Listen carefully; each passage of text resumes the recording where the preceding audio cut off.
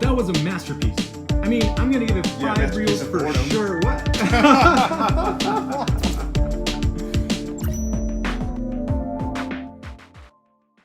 Welcome back, everyone, and thanks again for tuning in to the Reel Screeners. We appreciate every single one of you.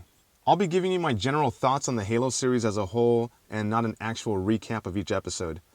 I'm going to assume you've already watched the series, so I won't be explaining all the characters and plot points. And yes, there will be spoilers, so this is your official spoiler alert. On the whole, this series failed me big time. But not everything was crap, so stick around to hear what I think they actually didn't screw up. However, make no mistake, this show is mostly crap. I know that wanting a successful video game adapted TV show is like hoping for a well-done Predator sequel. I should just know better. But still, the fanboy in me had his fingers crossed that Halo showrunners Stephen Kane and Kyle Killen would be responsible with handling one of the most iconic video game IPs of all time.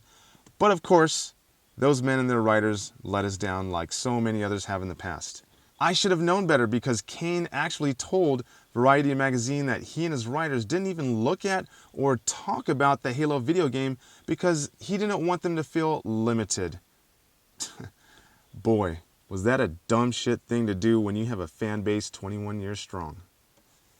So, what fans got with Halo, the TV show, was an eye-rolling, face-palming disappointment with too many WTF moments and not enough, whoa, did you see what Master Chief just did?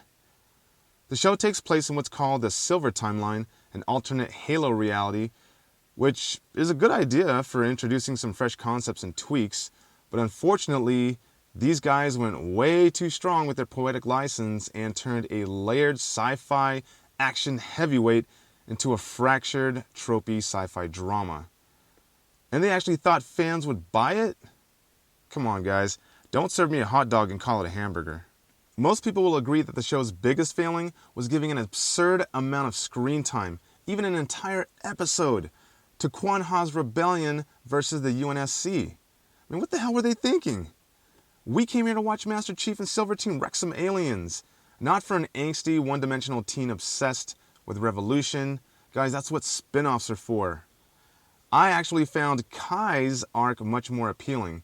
You know, she's that badass Spartan with the grease in her hair. They kind of sprinkled some things in the season with her, and I thought, hey, look, this is actually kind of interesting, and I would like to see where she goes.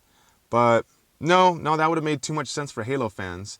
Replace Quan's journey with Kai's, and although I still would have found that a bit distracting from Master Chief's arc, that would have at least kept the plot more Halo and Spartan-centric. Again, it's what the fans paid for. Or why not use the time spent on Quan to instead feature flashbacks into Master Chief's training days and early years as a Spartan? Or perhaps include a battle or two with insurrectionists before the Covenant arrive? Or maybe even feature plot-driving missions against the Covenant, which again is what people came to Paramount Plus to watch. Or they could have delved deeper into the Covenant religion and their alien collective, which is actually interesting. And again, more context. Or, I think you get the picture, guys. They could have done a lot of other things. They then went and blundered the humanizing of Master Chief / John 117. And now, I'm all for exploring the human side of a character and how they handle situations, but don't overcook the steak, folks. Chief's over-humanizing in this series began with his face shockingly being revealed in the very first episode. Yeah, they don't show his face at all in games for 21 years, and in the first episode, they're going to have him take off his helmet. Like, what the heck? I mean, that obliterated the mystery of the man behind the helmet. I mean, come on, guys. You know, keeping the helmet on for a prolonged time over several episodes actually worked for The Mandalorian, and that's kind of successful. Guys, it can work for Master Chief as well here. The second biggest sin came when they forced an intimate love story onto Master Chief with Makee, an alien spy. Like, what? And then they did the unthinkable. They made Master Chief have sex? I don't think I need to say anything more about that. I'm just going to leave it right there. I'm sure a lot of people felt the same way I did when that came up. It was awkward, appalling, inject whatever adjective you want that makes you feel completely in disbelief and utterly uncomfortable. Also, Master Chief is supposed to be highly intelligent and intuitive. How could he not see that Makee was bad news? I mean, he even said it when she landed. He was very suspect, but oh no. You look into her eyes a couple times and suddenly you're just sucked in. Really, her character was a blatant superfluous plot device, and all she essentially did was just help further nerf Master Chief in the eyes of fans. Find a more organic plot device, people. Besides, we all know Master Chief only has eyes for Cortana. Come on now. Here are some other less painful yet still befuddling missteps in this series. Number 1, they fooled us with the bloody brutality of episode 1, never again quite reaching that level of gruesomeness, which I thought was great and established an appropriate tone for the series. And then so many of the main characters often flip-flopped allegiances and personalities or made incongruent decisions, and I found myself shaking my head every single episode. And in true, horribly written TV fashion, characters often were able to connect cosmic dots on mere hunches or miraculously escaping dire situations.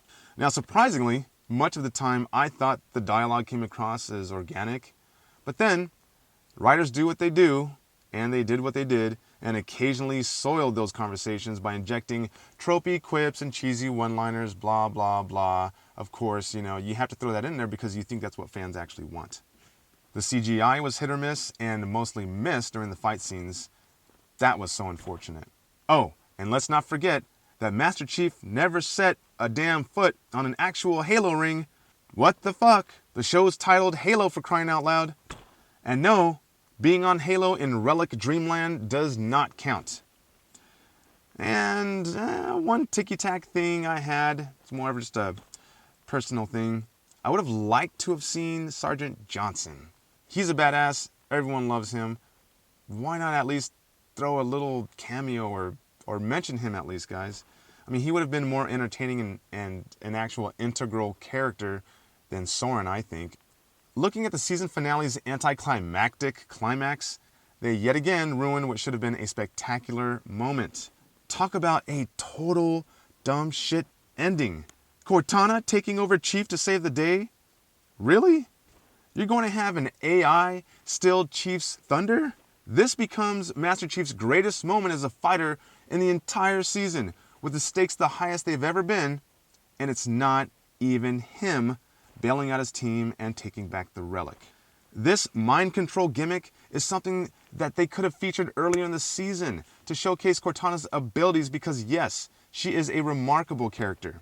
But don't do this in the season's climactic moment when a protagonist should be exhibiting his greatest growth.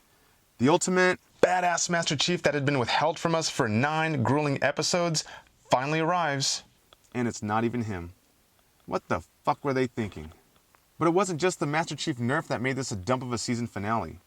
Overall, little gets resolved, and that which does is so rushed that it does not resonate with the viewer. You don't come out of this episode feeling like a major chapter has ended. I mean, heck, they don't even bring back Quan into the picture. I mean, not that I minded really, but from a writing perspective, her arc is just a loose end now. But hey, as promised, I do have some things I actually liked in this show. Foremost, I thought pretty much all of the actors did a respectable job. Now, I'm not talking about the dialogue per se, I'm talking about just the acting. My favorites were Natasha McElhone as Dr. Halsey, Shabana Azmi as Admiral Parangoski, and of course Pablo Schreiber as John 117, and I'm sure he had a terribly hard job trying to nail down the voice and mannerisms of Master Chief because there's a lot of weight on that actor's shoulders, so I appreciate the effort he put into it. I don't want to forget Danny Sapani as Captain Keyes, and of course, Cortana's Jen Taylor, whose highly nuanced voice acting and impeccable range in the video games makes her easily my favorite voice actor of all time. And even though I didn't care for the Quan Ha and Makee characters, I thought Yaren Ha's portrayal of an annoying, revenge-driven teenager was spot on. And Charlie Murphy's emotional delivery and convincing Sangheili dialect was superb, so I want to give credit where credit is due. When it came to the fight scenes, which I'm guessing the creators felt obligated to crowbar into their sci-fi drama, I thought the action choreography was fun to watch. Even though the CGI did at times, or much of the time, it looked kind of cartoony. And when the show did include blood and gore, I thought it was great shock value. I think it needed more of that. Now, considering the creators decided to change so much from Halo's source material, I was kind of surprised that they very much nailed the aesthetics. The costuming, the formidable-looking Spartans and their weapons, the Covenant aliens, they all looked pretty true to the games, I thought. They also created believable environments and included flashbacks for context. But they did succumb to world builder's disease in that they spent way too much time fleshing out the Halo universe, and that contributed to the show's pacing issues. Overall, this season felt like a giant serving of overcooked exposition with little resembling the source material. Fan service doesn't have to rule the day, but creators should remember that they're making a show for Halo fans, not for themselves. Again, this is a loyal fan base that's grown up with Master Chief and Halo since 2001. If the showrunners truly wanted to please these fans, they should have given them Halo, not Star Trek, not Star Wars, not Babylon 5. They try to make a space opera-sized peg fit into a Halo-shaped hole. Not gonna work. All you're gonna get is friction from fans. The show worked best when it focused on the dynamic among Chief, Silver Team, and Halsey, and when Chief was doing what he does best, annihilating aliens with Cortana by his side. Now, should you watch Season 1? Well, if you're a casual fan and you're not expecting too much because you're not a die-hard Halo fan, then yeah, you'll probably enjoy this. But if you love the Halo video games, you love the lore, and you're hoping for a recognizable reimagining of this franchise, then this, I'm sorry, is not your Halo. This show had so much potential. I really hope that they listen to the fans in creating Season 2. The closing minute of the season finale makes you wonder, what version of Master Chief are we going to get for the encore? Are the showrunners really going to strip Master Chief of his humanity, or even his entire identity, now that Cortana is controlling his body? I actually don't think they'll want to erase all of that Season 1 character development, but hey, who knows, right? They've changed so much already. Earlier in the season finale, Parangosky said that John must no longer exist, only the Master Chief. Now sure, I wanted more Master Chief than John 117 in Season 1, but it's still a good idea to humanize him as long as it's not overdone. I think that finding like a clever middle ground to handle this new stoic Master Chief in Season 2 would assuage Halo fans while also allowing the writers to flex their creative muscles. Kind of give us that stone cold Master Chief, but yet of course still make him human, okay? Just please do not turn Master Chief into a Cortana-controlled drone. That would absolutely bomb this series, and then no one's hardly going to come back. They would also do well to make Dr. Halsey even more of a threat in Season 2. The Halsey Flash clone plot twist at the end of the season was a fantastic touch, I thought, and it really painted her as someone who has tunnel vision and wanting to evolve the human species no matter what the cost. Maybe Season 2's new showrunner, David Weiner of Fear the Walking Dead, can actually redeem the show and impress viewers by not giving Halo fans the finger and just walking off and doing his own thing. People, just anchor the show in familiarity while lacing it with new threads, and you might be able to bring back the viewers you've most certainly lost after Season 1. As for me, I'm going to wait to hear how the first 2 episodes of Season 2 turn out before tossing my money over to Paramount Plus again. I'm not about to ride this rodeo a second time if all they're going to do is rehash the same garbage approach, the same nonsensical approach that they took to Season 1. Guys, thanks again for stopping by for my Halo review, and definitely let me know your thoughts in the comments section, whether you agree or disagree with me. As always, consider subscribing if you like our content. Beto and I work tirelessly on this channel and on social media, and we would appreciate it if you could just hit that like button so YouTube will pump our channel out to more people. And also, please share all of our videos with everyone you know. Every little bit helps, guys. Take care and come back soon for our next real take on movies and TV shows.